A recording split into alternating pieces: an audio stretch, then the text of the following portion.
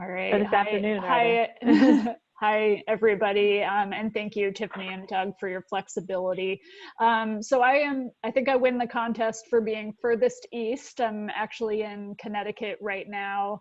I am employed through the Yale Child Study Center, but I spend a lot of my time working in a muscular dystrophy clinic, and many of our patients do have Duchenne muscular dystrophy.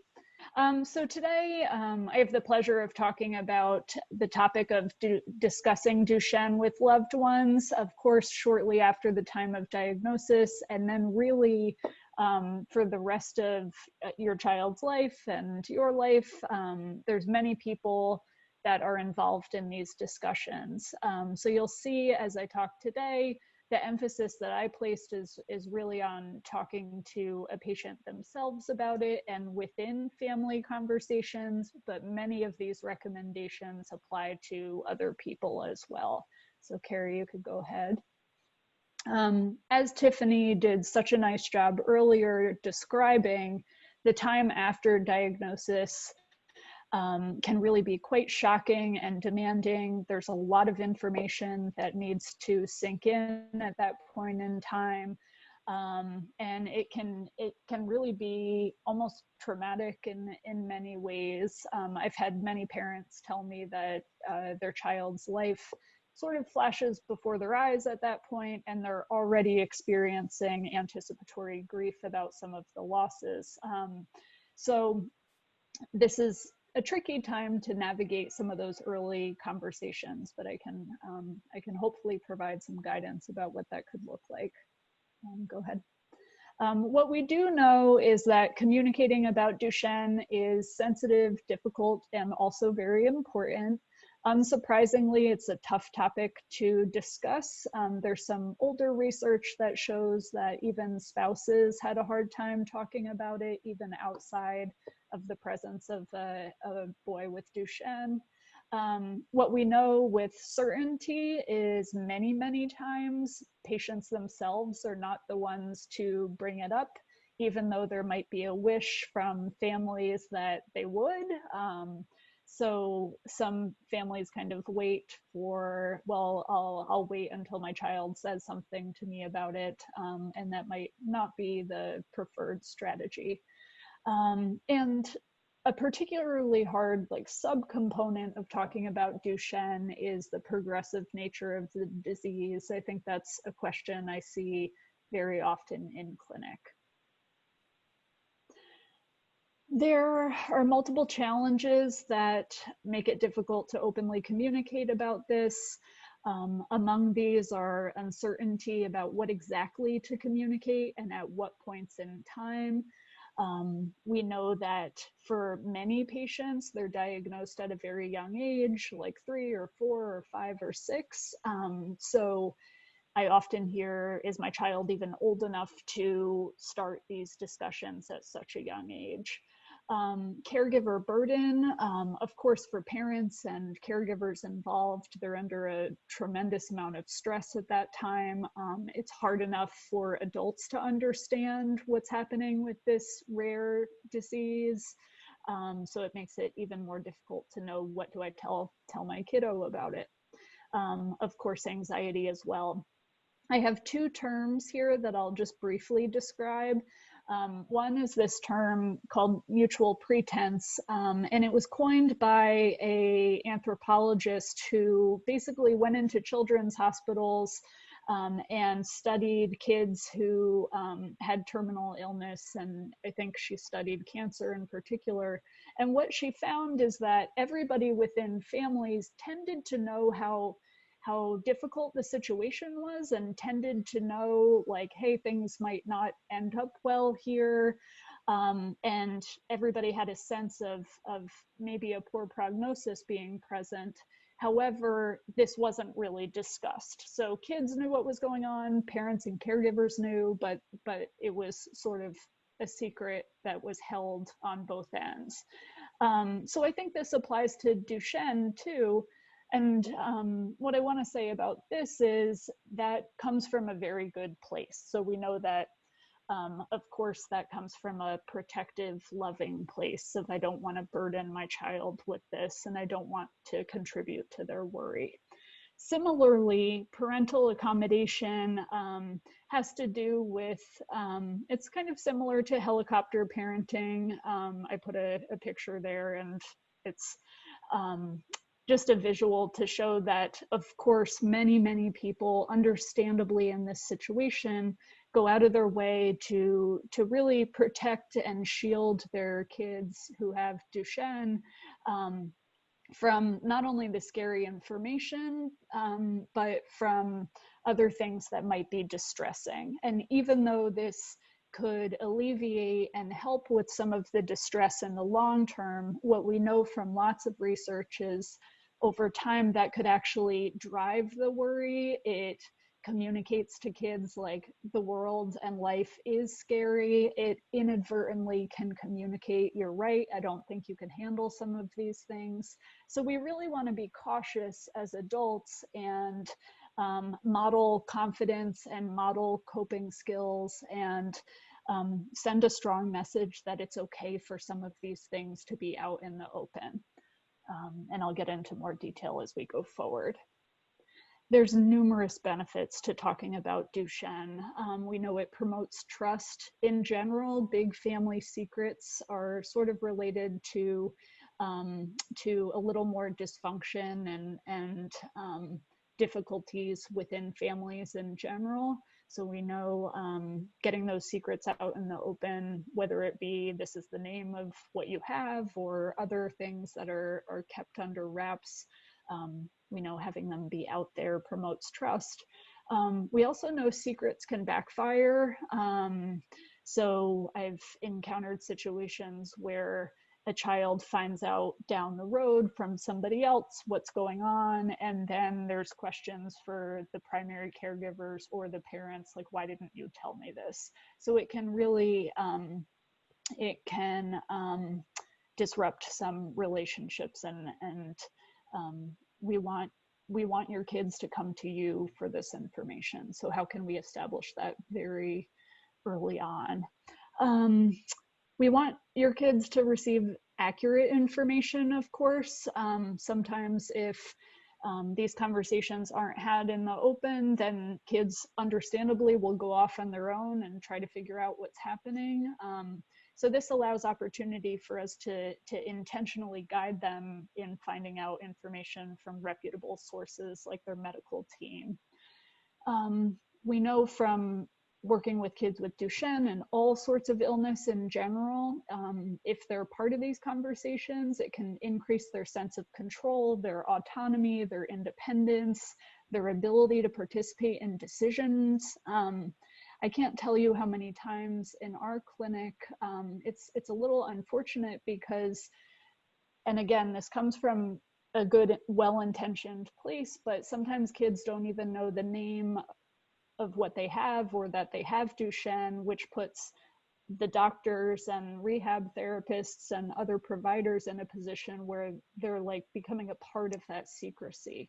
It's so much easier if a child knows, so then they can hear more fully from members of their team and have a lot more trust in their medical team.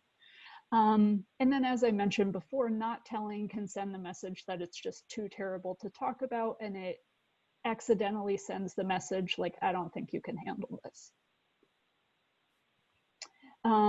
I mean, I could keep going with benefits of talking about it. It allows people to share in emotions, even if those emotions are difficult ones. Of course, you're going to experience sadness and loss and anxiety, but it's okay to share them together and to have that be a part of the conversation. Because you're human, your kids are human.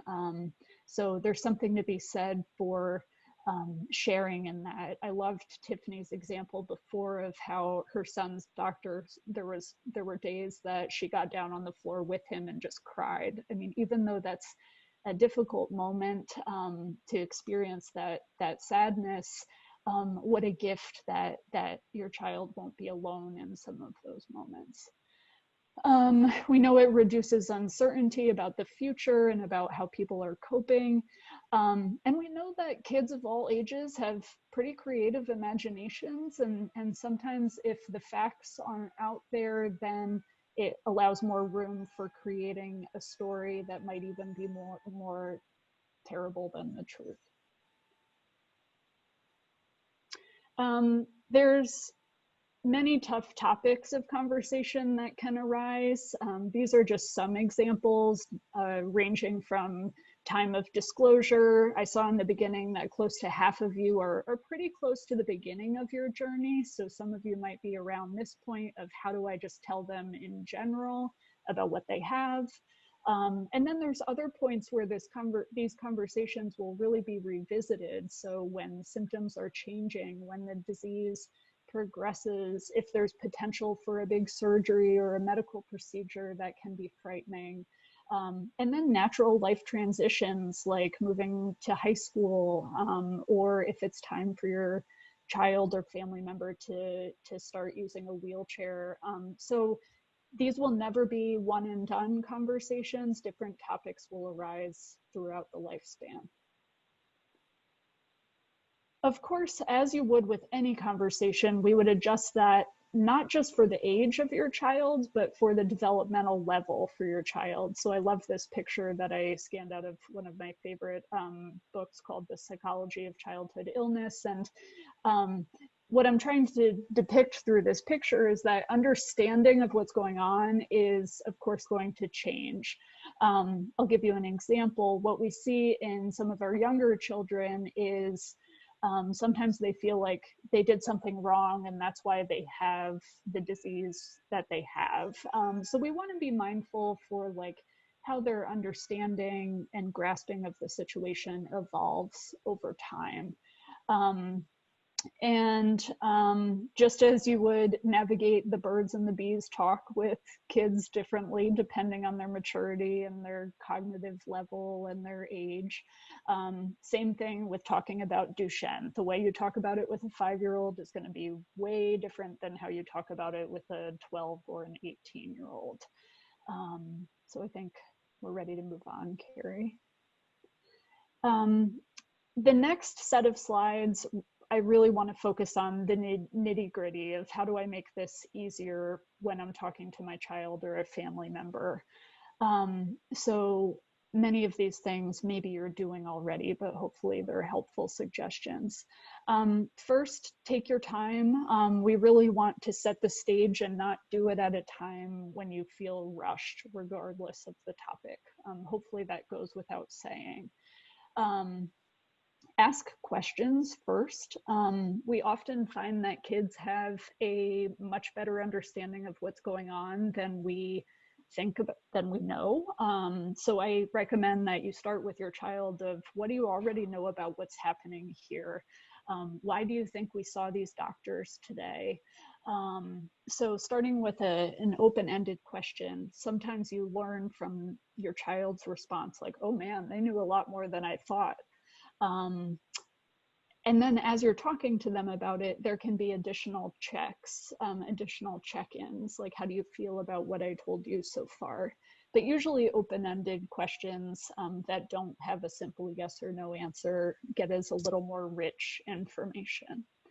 To also go along with taking your time and asking questions, I don't think I explicitly say this later in the slides, but allow for some silence. I think as adults, sometimes especially when we're nervous about talking about something, it's easy to want to fill in those blanks. And kids can get overwhelmed by information and the amount that we're giving them.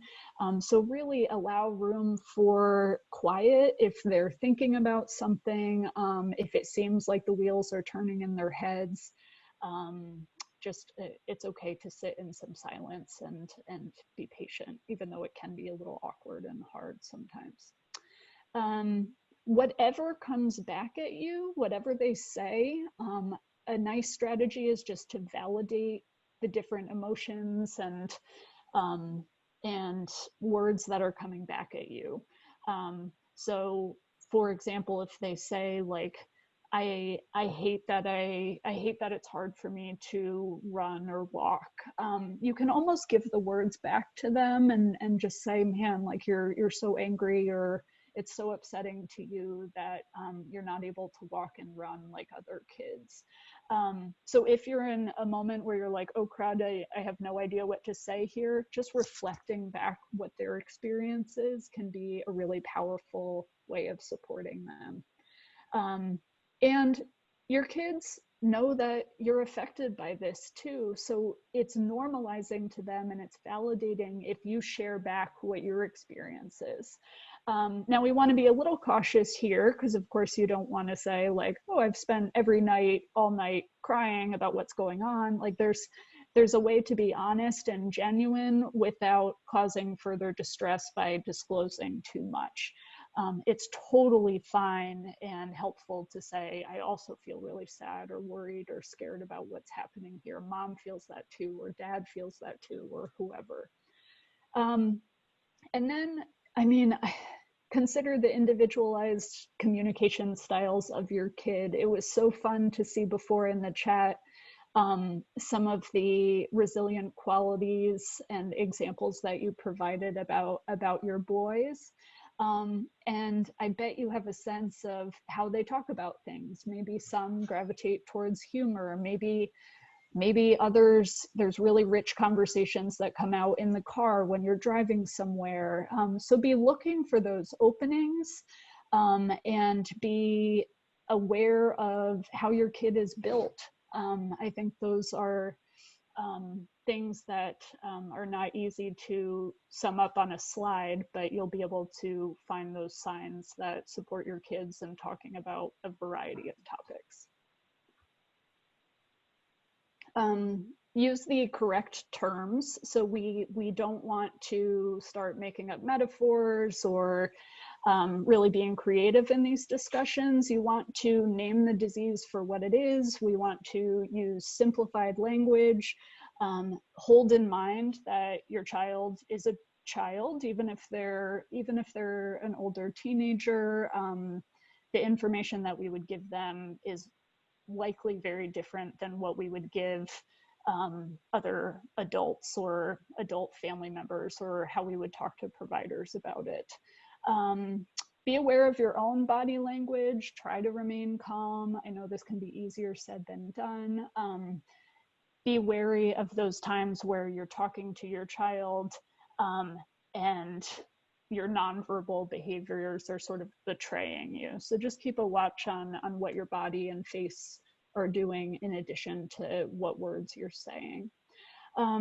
I can't tell you how many times I get the question of, well, I'm afraid to talk about this with my kid because they might jump on Google and start doing a lot of internet searches. The reality is kids are smart, and that's a possibility that we need to be thinking about. That can also be a part of the open conversation. So encouraging them and directing them to go towards the sources that you know provide good information. It's almost like a little bit of an internet lesson can be delivered here about, you know, even things like the fact that a lot of people who post on the internet are in very dire situations and can sometimes be feeling the strongest negative emotion. Like we don't have a great sampling of people who post things on the internet that are very representative. So we can talk to kids about like, here's the best way to find information. I'd always start with your child's medical team. Like, what a great question. Let's ask Dr. So-and-so that. So you can do your best to discourage just the random internet searches. And then also, if they come across things on the internet that frighten them or that they're uncertain about, encourage them to come to you when they encounter those things. That can be another part of the ongoing talk about this. And then be prepared to capitalize on opportunities as they arise naturally. So after a doctor's appointment, for example, or if they, if they happen to come across something about Duchenne or using a wheelchair or any relevant topic.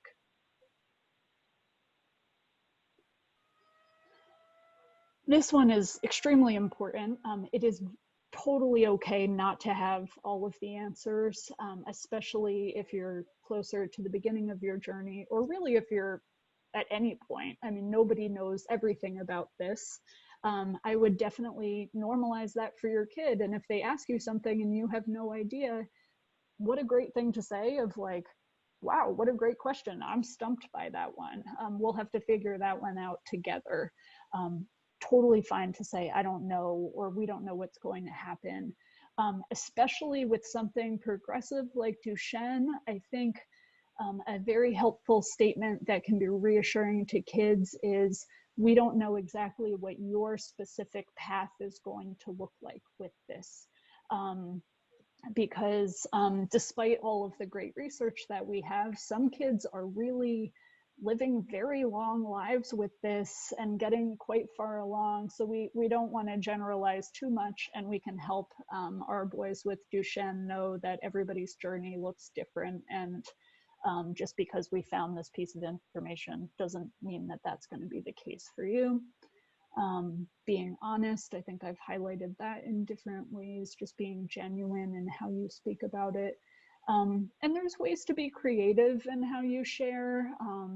The worry box intervention that I have on this slide refers to just creating an envelope or a box or whatever it is. And some kids prefer to like write or type their own worries or thoughts about Duchenne and then kind of store them in that place. And then that could be reviewed with a trusted adult at certain times or when they feel comfortable.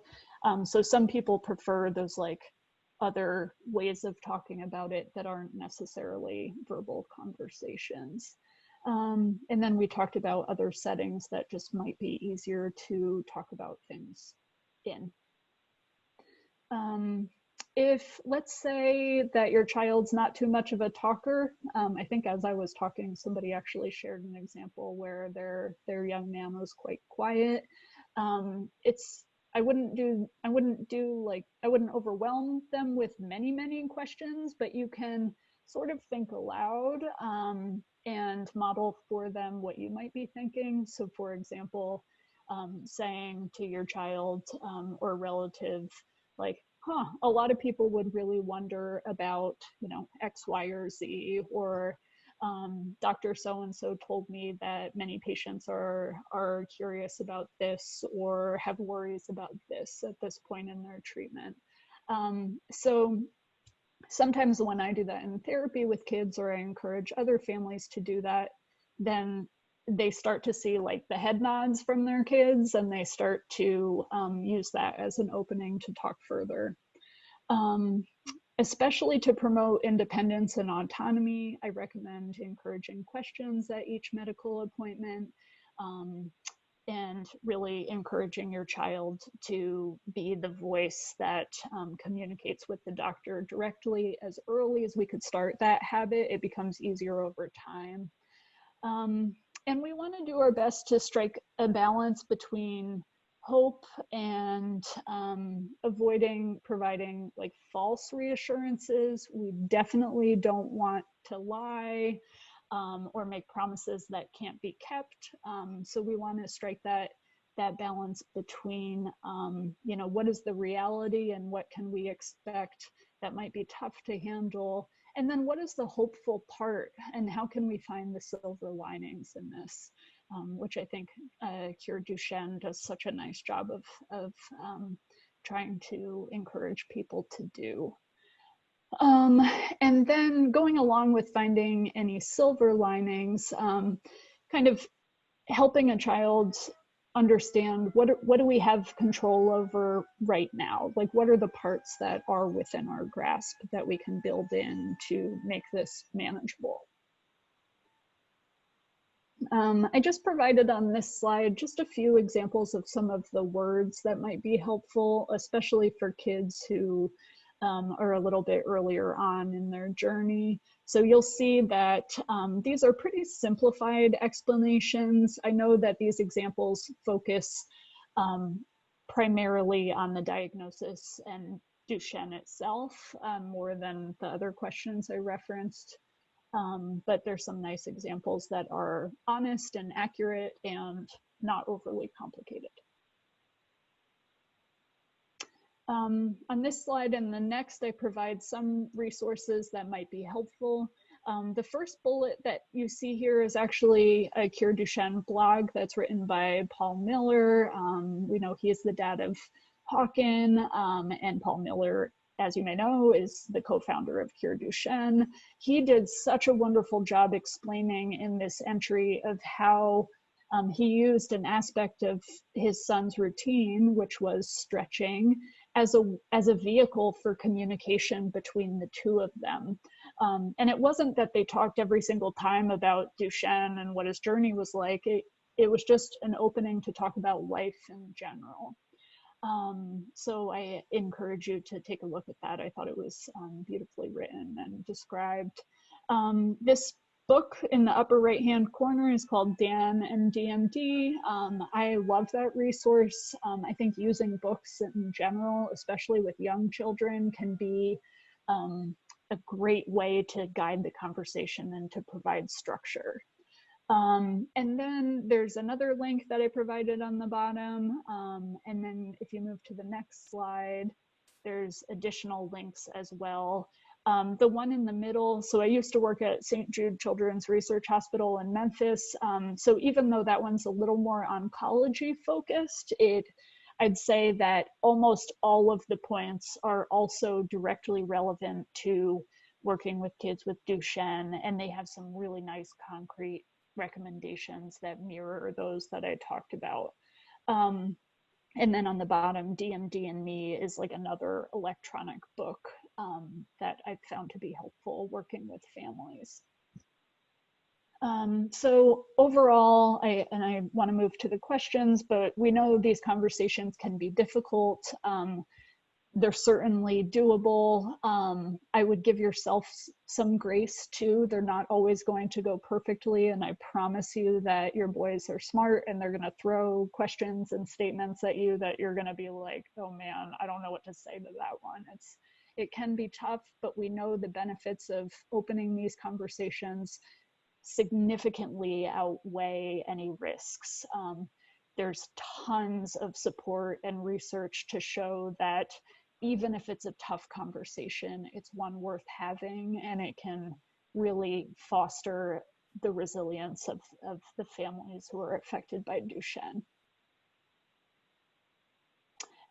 So we're going to move to the live Q&A with me. I want you to hold in mind this slide and this question. I'm happy to help answer if there's specific things that have been said or topics that have come up that you want me to help address. I'm happy to do so. Thank you so much, Paige.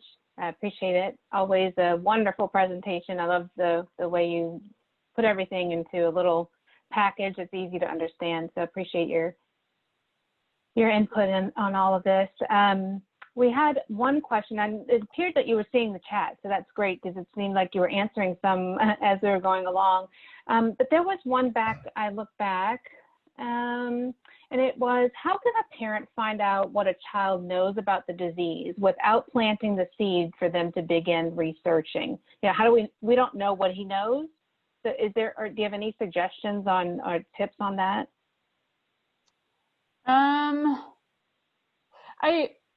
That's a great question. So my mind goes back to the thought about, can you tie it to something that's already happening in the routine? Like I would imagine that person has been seen by a doctor, or maybe they're already starting forward with some aspect of treatment. So I think a nice open-ended question about like, why do you think this is happening? Like, why do you think you have to do that? Or or if they've noticed a difference in their functioning, like some kids usually notice like, hey, I'm not able to run as quickly as blah, blah, blah, or I'm falling a little bit more. If a child has noticed that there's a difference in some way, I would capitalize on that and say, well, why do you think that is? I think I'm looking back at the question, knows about the disease. I mean, I think it's almost impossible to say, what do you know about Duchenne without exactly prompting a search. right. I I I don't think this is a disease that's commonly known about in general. I wouldn't imagine that many kids would know about it, because I would say myself and a lot of adults before working with this population don't know a lot about it. Yeah, I mean, I'm a speech pathologist in the school setting for 25 years, and you know, all the years up to Will's diagnosis, I had never heard of it, never met anyone. You know, I think I had 2 on my caseload within a 25-year span. You know, so yeah. Yeah, and I think to kind of wrap up, and I know there's other questions coming in, to wrap up with that one, I think this is where it goes back to like being open, and it's okay to name it for what it is. And what do you know about Duchenne? Like, I think we kind of have to bite the bullet at a certain point. And we know that's way easier to do earlier rather than later. Yeah, thank you. Yeah. Okay, here's another question. During clinic visits or even before, how beneficial is it to possibly screen patients for depression? And if so, what tool would be most helpful for different age groups and even for the parents and caregivers? Excellent question, especially because we know that unfortunately many patients with Duchenne are at risk for depression. So there's great screeners out there. A very popular one that's used in a lot of pediatricians' offices and is very well validated is called the PHQ. I think the name has nothing to do with depression, even though it's a depression questionnaire. It's called like the patient health questionnaire or something. So that's a very well validated one that looks at depression in particular. Another one is called the Mood and Feelings Questionnaire. The one thing that I'll say about these screeners for depression in the Duchenne population is they're not validated on kids and adults with chronic illness at all. So there's thought that it might not do a perfect job screening because the samples are a healthy population. And that's a question that I'm happy offline to get into further detail about too. Okay, great. Thank you. Do you have any specific suggestions on how to respond to different reactions from peers on their condition? Yes. So I think that's like all of these topics and questions, it depends on the age. So I've had situations where like a parent of a young boy, like a 7-year-old boy with Duchenne, that boy's classmates noticed that he was struggling more and needed certain accommodations. I think there's ways that we can coach our kids to offer those same simple explanations of like, hey, my muscles work differently. Of course, if they're older and in adolescence, then sort of there's ways to coach them and have them practice some simple explanations that they could give their peers as well. I don't want to make a huge assumption about this, but I think as adults, we have to hold in mind that we might be worried about some of those things a little more than kids. So in the 7-year-old situation, like that child might think about that in that moment, but they just want to play and move on. So we don't have to get too bogged down. But I'd encourage you with your older kids as you get to that point, helping them know how to find out from their peers how much they care to learn too. Like if a friend, some friends might want to know a little bit, other friends might want to know a lot from them about what's happening. So that's one that's a little situation specific. Yeah. Thank you. You're welcome. And then another one came in. Would it be helpful to have in-person psychologists during clinic visits or even refer to local providers? I think it's, I mean, I'm very pro psychology. I think that there's Right. lots of ways that a psychologist could be helpful in these situations. It it depends on the kid and the situation. I would say that if you're struggling to navigate these conversations, or if you're just worried about your child's adjustment to their illness in general, there are medically trained psychologists like myself who can help navigate that.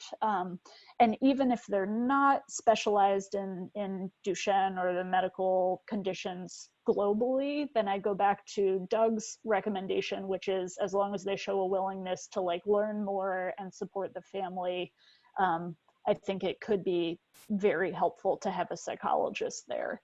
Um, and it's not necessary either unless a family really wants guidance in that, or if they feel like their child's emotional well-being or if their functioning in general is really affected by what's going on. Absolutely. Yeah. Thank you.